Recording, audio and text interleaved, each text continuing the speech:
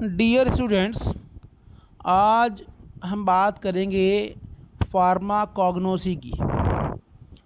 अभी session start हो चुका है। B pharm third year 5th semester में सब्जेक्ट है फार्माकोग्नोसी एंड फाइटोकेमिस्ट्री, जिसका कोड है BP504T, जो कि PCI का सिलेबस के अकॉर्डिंग है। तो यहाँ हम बात करेंगे फार्माकोग्नोसी की। तो ये सबसे पहले हम थोड़ा सा इसमें जो फर्स्ट यूनिट है इसका डिस्कस कर लें सिलेबस हम।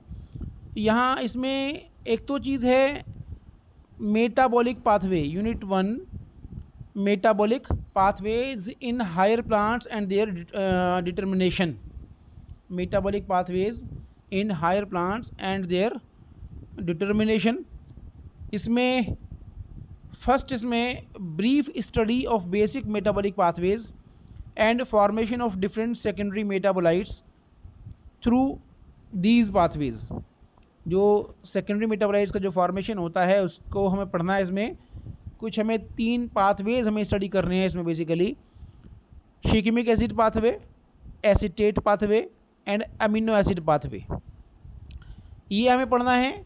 इसके बाद में एक और जिसमें बी पार्ट है यूनिट फर्स्ट का, इसमें हमें देखना है study of utilization of radioactive isotopes in the investigation of biogenetic studies.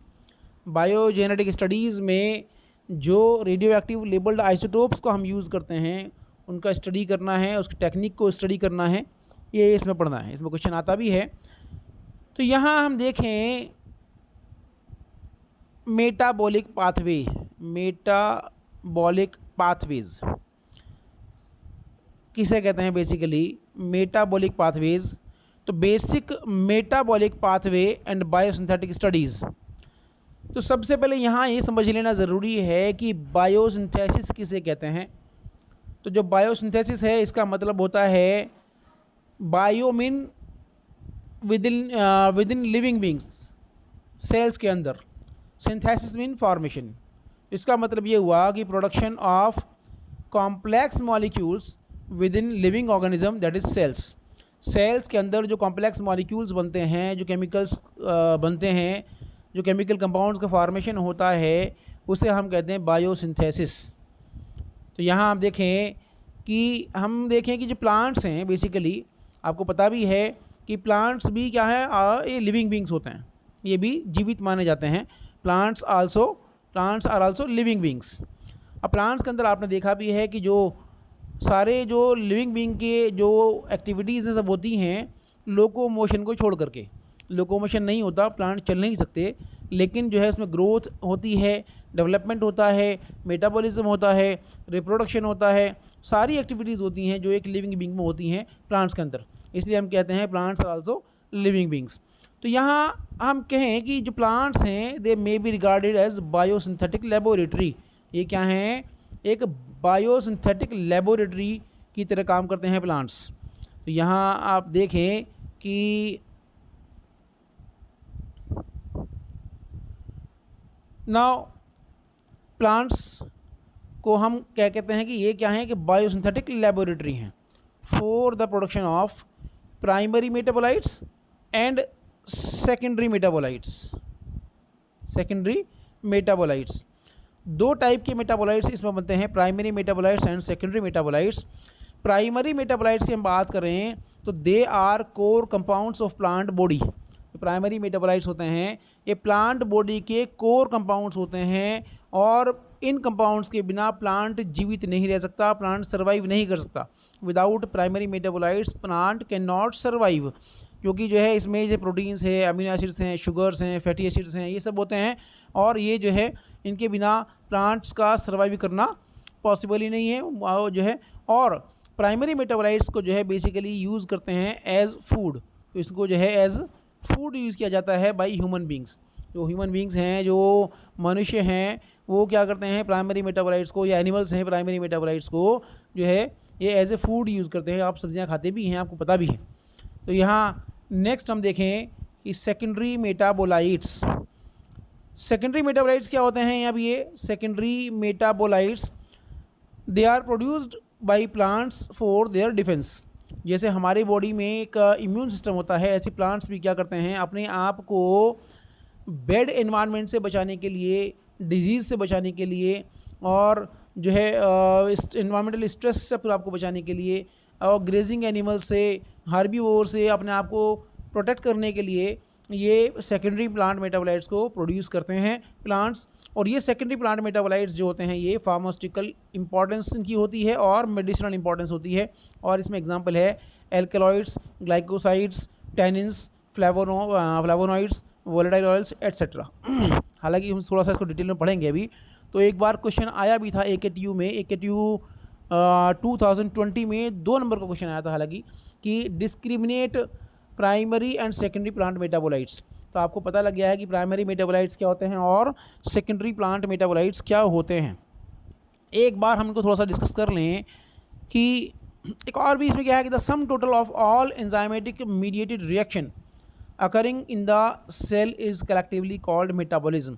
और जो प्लांट्स के अंदर जो एंजाइमेटिक मीडिएटेड रिएक्शंस होती हैं सेल के अंदर, वो उनका जो टोटल जो है उसे हम कहते हैं मेटाबॉलिज्म।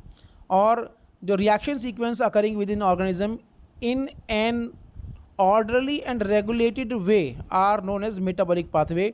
और ये जो रिएक्शंस होती हैं इनका जो सीक्वेंस है, इनका जो क्रम है, कि जिस क्रम में ये रिएक्शंस मेटाबॉलिक रिएक्शंस होती हैं, उस जिस रूट से होती हैं उसे हम कहते हैं मेटाबॉलिक पाथवे। इसको मेटाबॉलिक पाथवे कहते हैं। और इस मेटाबॉलिक पाथवे के रिजल्ट्स में जो कंपाउंड्स बनते हैं उनको हम कहते हैं मेटाबोलाइट्स। तो ये हुआ metabolism, metabolic pathway and metabolites क्या होते हैं, इसके बारे में आपने समझा। यहाँ हम देखें कि जो सेलुलर मेटाबॉलिज्म होता है इसका पर्पज़ क्या है, क्योंकि हम कोई भी टॉपिक हम पढ़ते हैं तो पहले हमें उसका एक पर्पज़, एक थीम पता होना चाहिए कि पर्पज़ क्या है। कि 4 बेसिक फंक्शंस हैं सेलुलर मेटाबॉलिज्म के। एक तो सबसे पहला है to obtain chemical energy, that is ATP।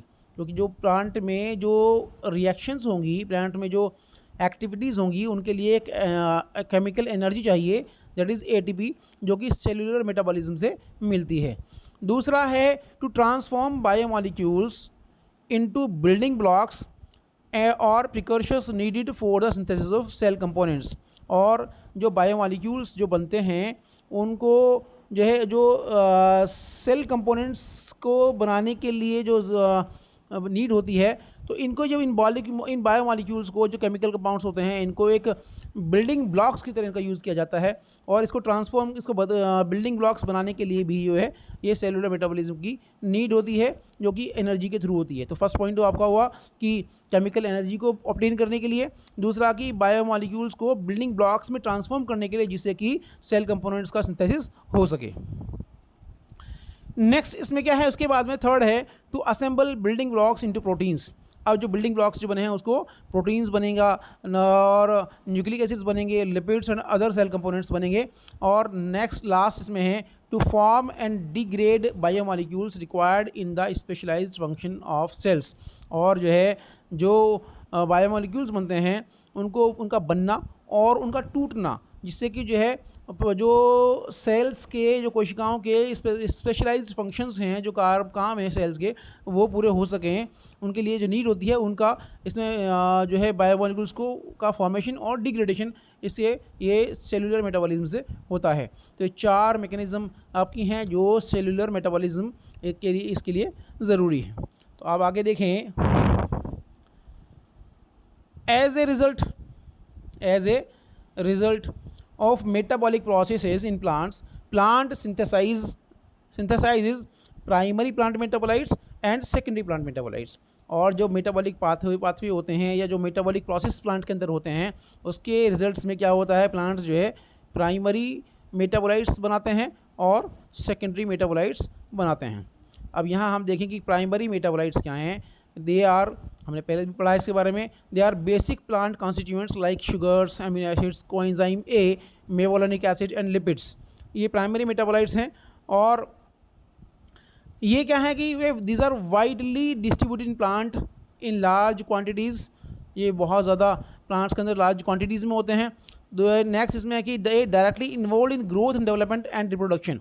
और ये जो प्राइमरी मेटाबोलाइट्स हैं ये प्लांट की ग्रोथ में, डेवलपमेंट में और रिप्रोडक्शन में इन्वॉल्व होते हैं, और इनको जो है प्लांट्स से आइसोलेट करना कंपैरेटिवली ईजी है, easy to isolate from plants, for example starch from potato. तो इनको जो है हम इजीली आइसोलेट भी कर सकते हैं। और एक इसमें मेन इंपॉर्टेंट क्या है कि they do not possess biological और फार्माकोलॉजिकल एक्शंस। जो प्राइमरी मेटाबोलाइट्स होते हैं इनमें कोई बायोलॉजिकल या फार्माकोलॉजिकल एक्शंस इनका नहीं होता।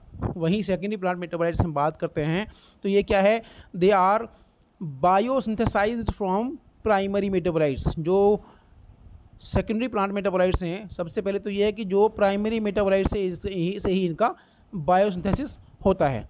और नेक्स्ट पॉइंट देखें इसमें हम कि limited in distribution, restricted to taxonomic group. इनका जो डिस्ट्रीब्यूशन है बहुत लिमिटेड होता है, और जबकि जो टेक्सोनॉमिक ग्रुप तक ही ये रेस्ट्रिक्टेड हैं।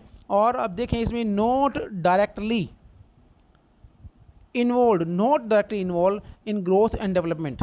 ये सेकेंडरी प्लांट मेटाबोलाइट्स जो हैं ये प्लांट के ग्रोथ डेवलपमेंट में डायरेक्टली इन्वॉल्व नहीं होते, जबकि हमने देखा कि प्राइमरी मेटाबोलाइट्स ये डेवलपमेंट ग्रोथ में ये इन्वॉल्व होते थे।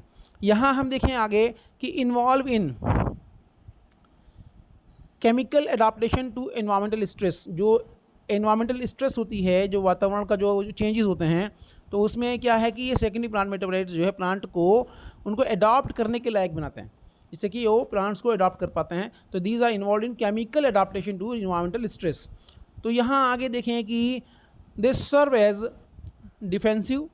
ये मैंने आपको बताया ही था कि डिफेंसिव प्रोटेक्टिव केमिकल्स हैं बेसिकली ये, against microorganisms, insects and higher herbivorous animals. तो हर्बीवोरस एनिमल्स से, माइक्रो ऑर्गेनिज्म से, इंसेक्ट से ये प्लांट्स जो है अपने आप को बचाते हैं, अपनी डिजीज़ से अपने आप को बचाते हैं, और ये डिफेंसिव होते हैं बेसिकली। ये प्रोटेक्टिव केमिकल हैं। तो ये आप देखें नेक्स्ट पॉइंट इसमें कि प्रेजेंट इन स्मॉल क्वांटिटीज़, और बहुत ही कम क्वांटिटीज़ में ये प्रेजेंट होते हैं सेकेंडरी प्लांट मेटाबोलाइट्स। और नेक्स्ट हम देखें कि generally expensive to isolate from plant. हालांकि जो है इनको जो है प्लांट से आइसोलेट करना एक्सपेंसिव है, ज़्यादा इसमें खर्चा इसमें आता है, क्योंकि डिफरेंट टाइप के सॉल्वेंट इसमें यूज़ होते हैं आइसोलेट करने के लिए, तो ये एक्सपेंसिव है। For example quinine from cinchona bark. Next हम देखें कि पजेस बायोलॉजिकल और pharmacological action on human and animals.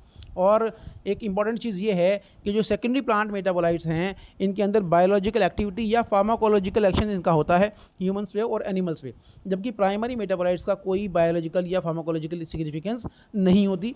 Secondary plant metabolites की जो मेडिसिनल सिग्निफिकेंस होती है। इसमें एग्जाम्पल हम देखें जैसे alkaloids, then glycosides, tannins, flavonoids, terpenoids, volatile oils etcetera. तो ये सब सेकेंडरी प्लांट मेटाबोलाइट्स हैं, इसको आप देख लें। मैंने आपको बताया कि एक बार क्वेश्चन आया हुआ भी है इसमें कि discriminate primary and secondary plant metabolites with examples. एक ही में क्वेश्चन आया हुआ है, आप इसको देख लें कि प्राइमरी मेटाबोलाइट्स क्या होते हैं, सेकेंडरी प्लांट मेटाबोलाइट्स क्या होते हैं, और कौन कौन से इनके एग्जाम्पल्स हैं, क्या प्रॉपर्टीज़ हैं इनकी। इसको हमने पढ़ा है। तो ये फार्माकोग्नोसी का BP504T का ये फर्स्ट लेक्चर है। अब हम आगे इसको पूरा सिलेबस करेंगे यूट्यूब के माध्यम से ही, तो आप इनको देख लें और इसको देख करके नोट्स वगैरह आपने बना लें, और ये आपके एग्ज़ाम में बहुत इंपॉर्टेंट भी रहेंगे। और इस चैनल को आप सब्सक्राइब भी कर लें, जिससे कि टाइमली ये आपको वीडियोज़, आपका सिलेबस कंप्लीट होता रहे। धन्यवाद।